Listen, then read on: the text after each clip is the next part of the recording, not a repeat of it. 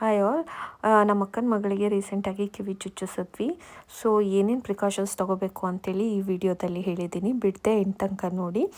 ನಾವು ಕಿವಿ ಚುಚ್ಚಿಸೋಕ್ಕೆ ಕರ್ಕೊಂಡು ಹೋಗೋಕ್ಕಿಂತ ಮುಂಚೆ ನಮ್ಮಿಂಗ್ ಕ್ರೀಮ್ ಅಂತ ಬರುತ್ತೆ, ಅದನ್ನ ಹಚ್ಚಿದ್ವಿ.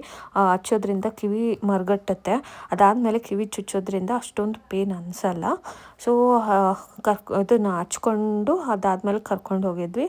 ಆಮೇಲೆ ಅಲ್ಲಿ ಮಾರ್ಕ್ ಮಾಡೋಕ್ಕೆ ಹೇಳಿದ್ರು. ಮಾರ್ಕ್ ಮಾಡಿಸುವಾಗ ಮಧ್ಯಕ್ಕೆ ಮಾಡ್ಸೋಕೆ ಹೋಗಬೇಡಿ, ಸ್ವಲ್ಪ ಮೇಲೇ ಮಾಡಿಸಿ. ಯಾಕಂದರೆ ಆಗ್ತಾ ಆಗ್ತಾ ಅದು ಮಧ್ಯಕ್ಕೆ ಬರುತ್ತೆ. ನೀವು ಮಧ್ಯಕ್ಕೇ ಮಾರ್ಕ್ ಮಾಡಿ ಚುಚ್ಚಿಸೋದ್ರಿಂದ ಹೋಗ್ತಾ ಹೋಗ್ತಾ ಅದು ಇನ್ನೂ ಕೆಳಗಡೆ ಹೋಗುತ್ತೆ. ಸೊ ಅದಕ್ಕೆ ಮಧ್ಯದಕ್ಕಿಂತ ಸ್ವಲ್ಪ ಮೇಲೇ ಮಾರ್ಕ್ ಮಾಡಿ. ಅದಾದಮೇಲೆ ನಾವಿಲ್ಲಿ ಮೂರ ಚುಚ್ಚಿಸ್ತಾ ಇರೋದು. ಮೂರ ಚುಚ್ಚಿಸೋದ್ರಿಂದ ಅದು ತೆಳ್ಳಗೆ ಕಡ್ಡಿ ಥರ ಇರುತ್ತೆ. ಚುಚ್ಚಿಬಿಟ್ಟು ಅದನ್ನ ಕ್ಲೀನಾಗಿ ಲಾಕ್ ಮಾಡ್ತಾರೆ. ಹಂಗಾಗಿ ಮಕ್ಕಳು ಆಟಾಡೋದು ಒದ್ದಾಡೋದು ಮಾಡಿದ್ರೂ ಅದು ಏನೂ ಆಗೋಲ್ಲ. ಅದೇ ತಿರುಪಿರೋಂಥ ಕಿವಿ ರಿಂಗ್ ಚುಚ್ಚಿಸಿದ್ರೆ ತಿರುಪು ಲೂಸಾಗಿ ಬಿದ್ದೋಗ್ಬಿಡುತ್ತೆ ಮಕ್ಕಳು ಒದ್ದಾಡೋದಕ್ಕೆ ಆಟಾಡೋ ಟೈಮಲ್ಲಿ ಎಲ್ಲ. ಸೊ ಅದಕ್ಕೆ ಒಂದು ಸ್ವಲ್ಪ ಒಂದು 3-4 ಇಯರ್ಸ್ ತನಕ ಅದು ಮೂರಾನೇ ಇರಲಿ ಅಂತ ಅಂದ್ಬಿಟ್ಟು ಮೂರಾನೇ ಚುಚ್ಚಿಸ್ತಾ ಇದ್ದೀವಿ.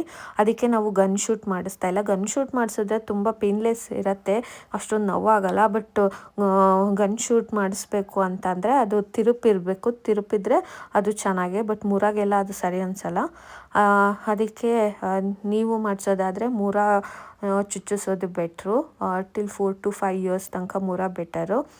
ಆಮೇಲೆ ಇದು ಚುಚ್ಚುವಾಗ ಸ್ವಲ್ಪ ನೋವಾಗುತ್ತೆ. ಚುಚ್ಚು ಒಂದು 3-4 ಮಿನಿಟ್ಸ್ಗೆ ಅವಳು ಸುಮ್ಮನೆ ಆದಳು, ಆರಾಮಾದಳು.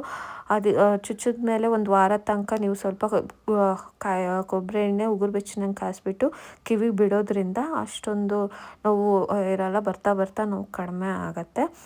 ನಾನು ನಮ್ಮಿಂಗ್ ಕ್ರೀಮ್ನ ಎಂಡಲ್ಲಿ ಕೊಟ್ಟಿದ್ದೀನಿ, ಸ್ಕ್ರೀನ್ಶಾಟ್ ತೊಗೊಳ್ಳಿ, ನೀವು ಯೂಸ್ ಮಾಡ್ಬೋದು.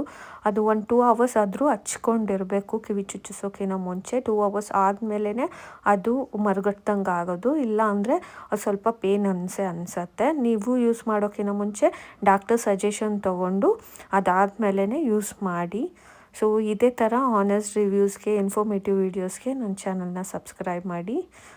Thank you all.